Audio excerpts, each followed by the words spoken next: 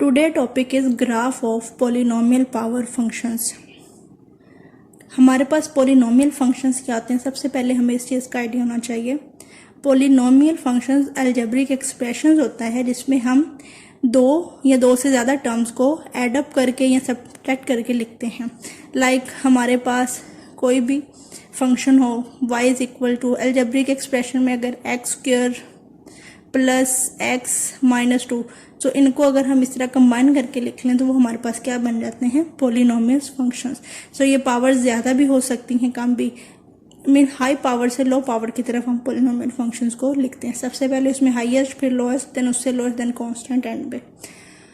इसी तरह power functions हमने क्या डिस्कस करना है, पावर फंक्शंस के अकॉर्डिंग पॉलिनोमियल फंक्शंस के ग्राफ को डिस्कस करना है।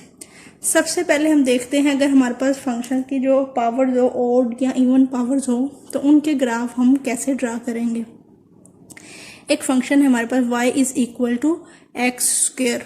अब आप देखें x की जो पावर है वो क्या है, 2 है, मीन इवन नंबर पावर है।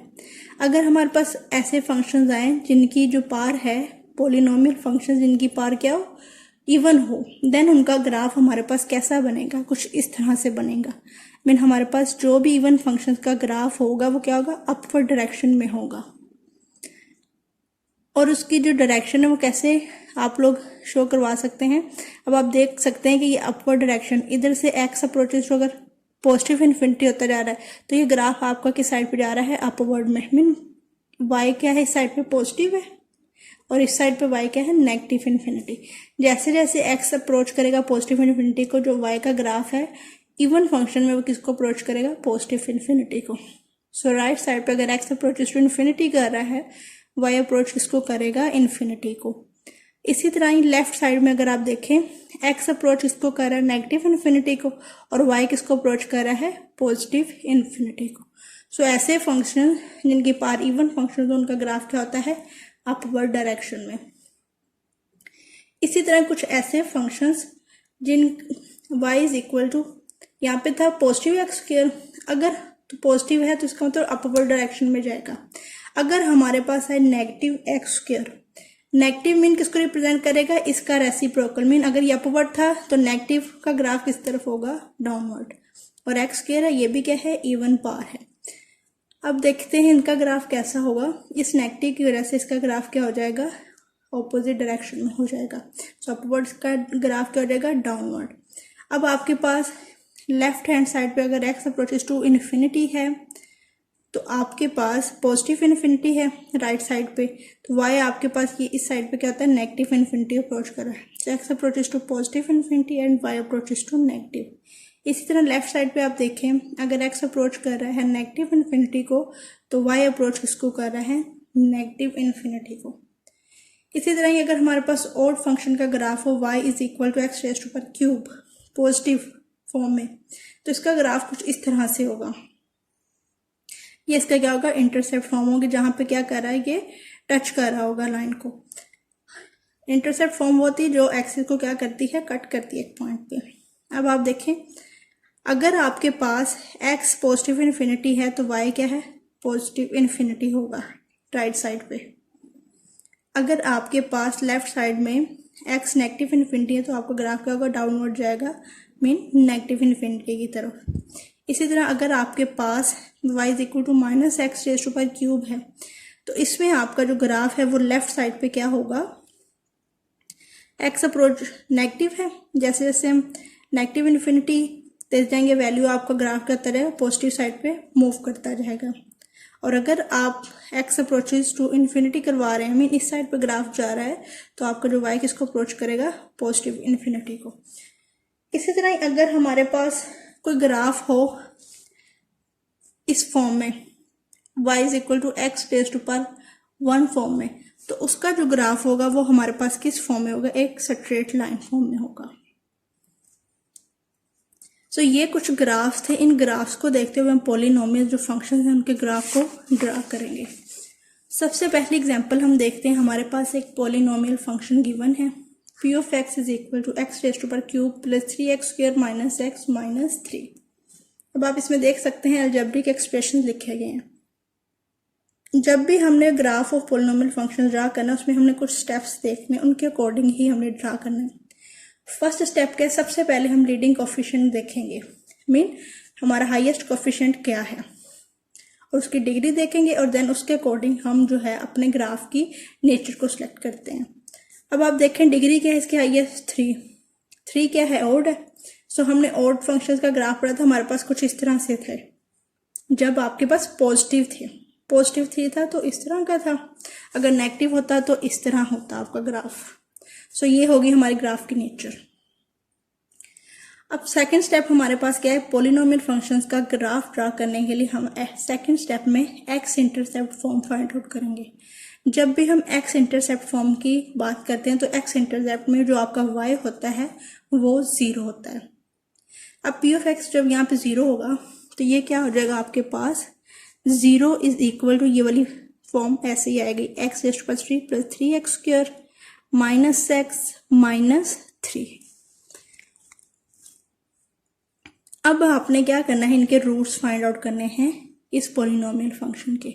अब अगर तो आपके पास क्वाड्रेटिक फंक्शन होता तो आप इसके इजीली या क्वाड्रेटिक फार्मूला लगा के क्या फैक्टर बना के आप लोग इजीली इसका फैक्टर्स जो थे वो फाइंड आउट कर सकते थे, रूट्स फाइंड आउट कर सकते थे। अब यहाँ पे आपके पास ग्रेटेस्ट वैल्यू आ गई है 3। ऐसी वैल्यूज जो क्वाड्रेटिक ना हो, उससे ग्रेटर वैल्यू आपके पास आ रही है, तो हम उनका कैसे सॉल्व करते थे, उनके रूट्स कैसे फाइंड आउट करते थे, by using synthetic division method. Synthetic division method हमारे पास क्या होती है, अगर कोई भी आपके पास पोलिनोमियल फंक्शन हो उसमें जो कांस्टेंट होता है उसके हम पॉसिबल डिवाइजर्स देखते हैं। अब देखिए ये 3 है हमारे पास, 3 को 1 भी डिवाइड कर रहा है और 3 पे ही डिवाइड हो रहा है। इन 2 नंबर्स के अलावा ये हमारा कांस्टेंट किसी नंबर पे डिवाइड नहीं हो रहा। तो जो पॉसिबल डिवाइजर इसके 3 के कितने हो गए, 1 एंड 3। अब हम इसको 1 को पॉजिटिव और नेगेटिव दोनों फॉर्म में और 3 को पॉजिटिव और नेगेटिव दोनों फॉर्म में इस फंक्शन के इक्वल इस फंक्शन में पुट करेंगे। x की जगह पे पहले 1 पुट करेंगे, फिर x की जगह पे -1 पुट करेंगे। आपने जब ये पॉसिबल डिवाइजर पुट करने हैं तो ऐसा पॉइंट जिसको पुट करने से आपका आंसर, यहाँ पे हमने y इंटरसेप्ट 0 रखा है ना, 0 इज इक्वल टू दिस।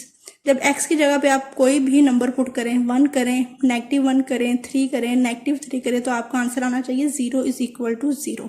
सो जिस वैल्यू पे आंसर आपका 0 आएगा वो आपका क्या होगा, फर्स्ट रूट होगा। अब जब मैंने इसमें 1 रखा तो ये आप हमारे पास क्या, 1 raise to power cube 1 plus 3 plus 1 4 हो गया। इसी तरह माइनस x की जगह पे 1 रखा, -1 और -3 -4, सो 4 -4 कैंसिल आउट हो गया, सो 0 इज इक्वल टू 0 आ गया। सो जब आपने एक रूट फाइंड आउट करना फिर दूसरे को चेक करने की जरूरत नहीं है, ठीक है। अगर आपके पास 4 तक होती वैल्यू फिर आप 2 रूट्स फाइंड आउट कर सकते थे इसी मेथड से। अब यहाँ पे 3 है तो मैंने एक रूट ले लिया है, 1 आ गया तो ये 1। अब नेक्स्ट क्या, सिंथेटिक डिवीजन का रूल क्या होता है कि जो आपके कोफिशिएंट होते हैं इनके वैल्यूज के वो आपने लेने होते हैं। एक्स क्यूब का कोफिशिएंट 1, एक्स स्क्वायर का कोफिशिएंट 3, एक्स का कोफिशिएंट आपके पास क्या है -1 और 3 का coefficient 3 is already constant, so -3 as it is आ जाएगा, ठीक है। ये आपके पास वो रूट आया जिसको इस वैल्यू में पुट करने से आंसर क्या आया था, 0 इज इक्वल टू 0। अब इसको कैसे सिंथेटिक डिवीजन को करते हैं, फर्स्ट नंबर को एज इट इज ही नीचे ले आते हैं, सेकंड में इस 1 को इससे मल्टीप्लाई करना है और उसको आपने इस सेकंड वाले के नीचे लिख देना है। 1 को 1 से मल्टीप्लाई किया, 1 1 दा 1 इधर आ गया, 3 को 1 में ऐड किया, क्या आ गया 4, 4 1 दा 4, यहाँ पे आपने 4 लिख दिया, 4 को इसमें ऐड किया, 4 -1 क्या हो गया 3, 3 1 दा 3 इसके नीचे आ गया। सो ये आपके पास कैंसिल आउट हो गया। सिंथेटिक डिवीजन में ये रूल होता है कि आपके एंड पे जो है वो 0 रिमाइंडर आना चाहिए। अगर ये नहीं आता तो आप इसका मतलब रॉन्ग मेथड फॉलो कर रहे हैं।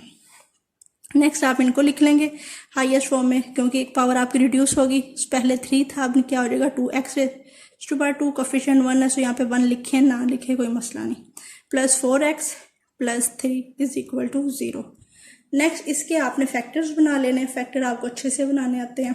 इसके फैक्टर बनाएंगे आप तो आपके पास क्या आएंगे, x plus 3 x plus 1 is equal to 0। ये भी 0 के इक्वल, ये भी 0 के इक्वल अगर रखें तो x इसके इक्वल आ गया -3 एंड -1। सो क्या आ गया आपके पास, जो रूट्स थे इस इक्वेशन के वो क्या आ गया, 1 -3 -1। नेक्स्ट इनको देखते हुए हम क्या करेंगे, ग्राफ ड्रा करेंगे। ये आ गया आपके पास एक्स इंटरसेप्ट -3, -1 एंड 1। फिर हम क्या करेंगे, वाई इंटरसेप्ट, क्योंकि हमारे पास एक ऐसा पॉइंट हमें लेना है जहां पे हमें पता लगे कि हमारा जो पॉइंट है वो क्या है, टच कर रहा है।